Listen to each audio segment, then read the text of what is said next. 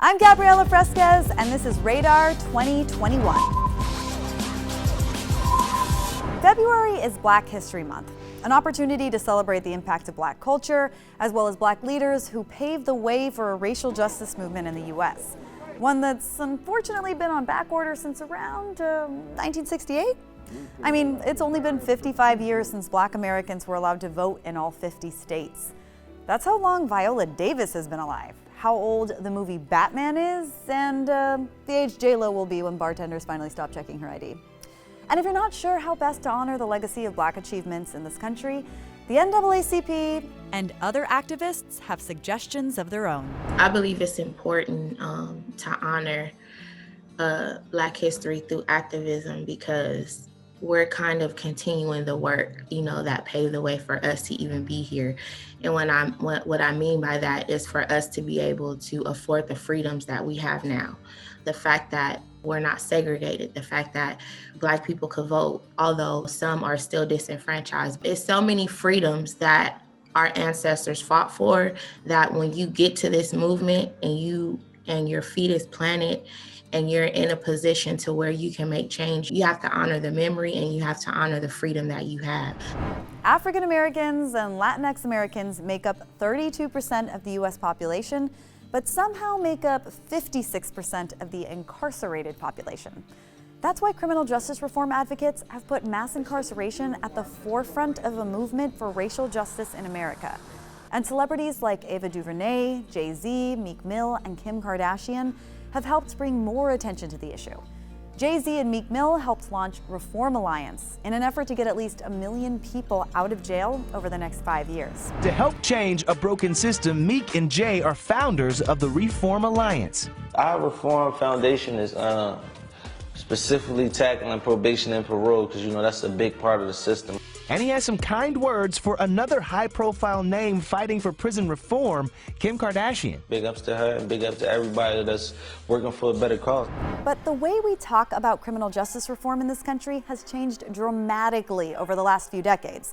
Back in the 90s, the political rhetoric was all about getting tough on crime, mandatory minimums, and 3 strikes laws. Today, we're still talking about criminal justice, but it's mostly in terms of police reform. And the conversation is still evolving. But policing is just one of 3 main components of our criminal justice system. There's also our correction system, which describes how and where people get incarcerated, and the judicial system, which determines who gets incarcerated and for how long. The U.S. accounts for nearly 1/4 of the world's prisoners, even though we represent just 5% of the world population. That means we put more people in prison than any other country in the world, including China, whose population is more than 3 times the size of the U.S. His longest-serving nonviolent marijuana offender has been released from prison, Richard Delsey. In 1989, he was sentenced to 90 years in prison for marijuana trafficking. A Louisa County man was charged with having marijuana, even though he legally bought a CBD product at a store in Charlottesville. His specific words was, "It looks like a duck, it sounds like a duck, it's a duck." And clearly, not all drug offenses are related to marijuana, which, by the way, is mostly legal in 35 states. In fact, we did an entire episode on weed laws just last season, Radar 2020, episode 7, check it out. So yeah, once again, the country is facing a drug epidemic, knowing full well that a war on drugs that's solely punitive doesn't do much for advancing society. So when did we take a detour from rehabilitation and toward incarceration? I would say, in fairness, the last 30 to 40 years, it's been a system of punishment that's de-emphasized rehabilitation. As prisons have become more punitive, they become crueler, they become harsher, they become traumatic places for people to live in. And that trauma is something that people will take with them once they're released. Over 1 million drug possession arrests are made each year, many of which result in prison sentences and eventually lead to over-policing in certain communities. And a single drug offense conviction could result in a criminal record, which can eventually lead to longer sentences for any future offenses, essentially creating a domino effect that feeds into an unsustainable system. Sentencing targets those in lower income communities, which are usually populated by minorities such as Black and Latinos. Those areas are more heavily populated with police. They're more crime ridden because they're low income, so there's more arrest. And then the defendants get to sentencing. Unfortunately, judges, sometimes their hands are tied because of minimum mandatory sentences, and they have to sentence people to 10 years. And there's empirical evidence that minorities such as Black and Latinos are usually sentenced to more time than a person that is not of color put before the same judge. So there needs to be some effort to kind of equalize that process. Sentencing laws like mandatory minimums have contributed to an 800% increase in the federal prison population in the last 3 decades. Even the American Bar Association believes that significant sentencing reform is needed, especially when more than 2/3 of federal prisoners are serving a life sentence or a virtual life sentence for nonviolent crimes. And studies show that in many cases, longer sentences actually don't reduce crime. If anything, they contribute to it. If somebody's been in an environment like that for a long period of time, they have to figure out, sometimes consciously and sometimes unconsciously, how to adapt and survive in that kind of an environment. Long-term imprisonment really presents people with a number of adjustment challenges when they return to society. And without assistance, without transition programs and then assistance once they return to the community, many people find it very, very difficult to readjust to free society. Not only are longer sentences counterproductive, but they have a disproportionate impact on low-income communities of color. They're also a financial drain on society as a whole. But there are always exceptions to harsh judicial punishment. Well, I was elated, obviously. I was somewhat relieved, but I was not surprised. Aside from these exceptions, the U.S. spends more than $80 billion each year to keep roughly 2.3 million people behind bars. That's like if we put the entire population of Slovenia in jail. And annual prison costs more than double when you include things like legal fees, healthcare, policing, and additional costs to prisoners and their loved ones, bringing that number to over $182 billion per year. That's more than global box office revenue in 2019 pre-COVID. Just saying, it's a lucrative industry. Prisons in the U.S. have grown 500% in the last 40 years, and more than 4,000 companies have profited from this boom in mass incarceration. From telecommunications companies upcharging for phone calls to loved ones, to commissary merchants and food suppliers, among others, to companies who use prison labor. The vast majority of prison inmates are kept in public prisons, which are funded through our tax dollars, while privately run prisons hold just under 10% of the country's prison population. And among the biggest players are these two, Geo Group and CoreCivic. Both companies have established political action committees that donate heavily to Republican candidates. You can even buy stocks in private prisons. They've diversified their portfolios to include private immigration detention. Though President Biden has issued an executive order that halts federal government contracts with private prisons in an effort to address racial inequality, that decision hasn't extended to immigrant detention. Nor will it end mass incarceration in the U.S., meaning there's still a long road ahead for those who want comprehensive prison reform. But mandatory minimums that led to mass incarceration didn't result from the federal, state, and local court systems getting together and agreeing on the best, most ethical solution. The orders came from the top down, from the feds to the states. And unlike trickle-down economics, this actually impacted the entire country. America's public enemy number one in the United States is drug abuse. In order to fight and defeat this enemy, it is necessary to wage a new all-out offensive. It's time to get these hardened criminals off the street and into jail. I urge the Congress to act promptly and favorably on these major initiatives against lawlessness in America. Every moment wasted is a moment lost in the war against crime. We need more prisons, more jails, more courts, more prosecutors. We will cut the federal workforce over a period of years. The savings will be used to put 100,000 police officers on the street, a 20% increase. It will be used to build prisons to keep 100,000 violent criminals off the street. For years, Congress attempted to pass legislation around criminal justice reform. And in 2015, it finally seemed possible, thanks to overwhelming bipartisan support for the Sentencing Reform and Corrections Act. That is, until Senator Jeff Sessions and his buddies killed it. Hailing from the House of Slytherin, Sessions enthusiastically embraced the goal of growing the prison population and pledged to pursue longer sentences after being appointed the nation's Attorney General and resident criminal justice anti-reformer.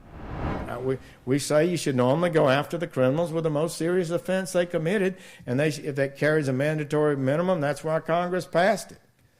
Why else did they put the darn thing in the law?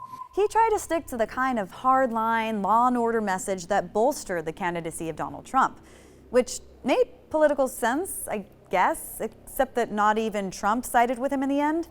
Because in 2018, Congress and Trump passed the First Step Act, a move to implement meaningful sentencing reform. But the law is by no means a catch-all response to much-needed reforms. It's really more of like a baby First Step Act. We have started that, we'll call it phase 2, but it's already begun. And this is first step, but there's going to be a second and a third and possibly a fourth. We'll see how it all works out. Only there was no second, third, or fourth step ever taken, or even publicly discussed in any kind of detail. I can't help but think of Ava DuVernay's Netflix film 13th, where the idea of mass incarceration is talked about as an extension of slavery, using the loophole of prison labor to continue the centuries-old tradition of nearly free labor, paying prisoners around $2 a day to manufacture goods for companies like Walmart, Victoria's Secrets, and Starbucks. And I don't know, I just feel like the whole prison labor thing really takes the thrill out of my $8 mocha frappuccino. Always encourage people when starting to look at the criminal justice system to imagine, right, what it would be like if it was your son or your daughter or your mother or father who was incarcerated. How would you want them to be treated, right? My name is Desmond Meade. I am a returning citizen, and I experienced a lot of hardship, homelessness, drug addiction. I was able to turn my life around and eventually get accepted into law school and in graduating. In spite of everything that I was able to overcome and the successes that I've made, I still cannot practice law in the state of Florida. There are occupational barriers that returning citizens face, as well as educational barriers, and economic barriers, whether it's in employment, whether it's in purchasing a home. My hopes is that our country would start to shift the narrative, right? Understanding that it is imperative for us to approach the criminal justice system and fixing the criminal justice system with a mindset that, in spite of the fact that I might have been convicted of a crime, that I still should be treated humanely. But critics who would want to see meaningful reform, something beyond executive actions that could someday be overturned, likely remain skeptical of a Biden-Harris administration, given that both Harris's prosecutorial record and Biden's legislative past are full of contradictions when it comes to criminal justice issues. But the truth is, most policing is done at the local level. Illinois, for example, just passed a massive criminal justice reform bill that does things like abolish cash bail and ensures arrestees are granted 3 phone calls, which are both good things. But Illinois leads the nation in exonerations due to widespread corruption, and where Black inmates make up more than half the prison population despite making up less than 15% of the state population. So yeah, it was about time they addressed the disproportionately sized elephant in the prison cell. It really does reimagine how we look at government. Significant changes to the law include elimination of cash bail, modernizing sentencing laws, new police training policies, requiring body cameras, and reforming the crowd control response. If enacted at every state level, these reforms could reduce the total U.S. prison population by 40%, according to the Brennan Center for Justice, potentially saving taxpayers tens of billions of dollars each year. And on the federal level, Biden and Harris have both moved toward a much more progressive approach to criminal justice reform. That's why I proposed a comprehensive criminal package in this campaign. And while President Biden has the unilateral power to make good on some of his campaign promises, like reducing the sentences of nonviolent drug offenders or ordering the Justice Department to let contracts with private prisons expire, his vision for complete criminal justice reform will require support from Congress to achieve things like ending cash bail, mandatory minimums, and the death penalty, as well as setting aside $1 billion per year to invest in juvenile justice reform to help reduce the number of incarcerated minors, or giving more money to police to fuel reform. I believe this nation and this government need to change their whole approach to the issue of racial equity. Yes, we need criminal justice reform, but that isn't nearly enough. We'll see if those who actually write the laws agree and bring his agenda to life. As we celebrate Black History this month, the legacy of Rosa Parks reminds us that in this country, people of color don't necessarily have to be a threat to society to be arrested. Sometimes demanding to be treated with basic human dignity is more than enough. I felt that when he used the word, y'all make it light on yourselves and let me have those seats, that I could not see where it was helping me as an individual and as a passenger, or us as a people, to continue to give into this type of treatment. And I felt that as long as we did give in, it meant that they could say that we were satisfied with that type of treatment, and I didn't want it to be known that I as a human being was satisfied with being treated in such a manner. Maybe the best way to honor today's racial justice activists is to not limit our attention to these issues to just 28 days out of the year. Or maybe instead of hemorrhaging tax dollars into a system that's not only ineffective but disproportionately targets low-income people of color, we could invest in public education or community outreach, investments that actually reduce crime. For the same cost to keep one person in prison per year, we could send 3 people to public college, tuition-free, where mandatory minimums and earned credits take on a whole different kind of meaning. I'm Gabriela Fresquez for Radar 2021. See you next week.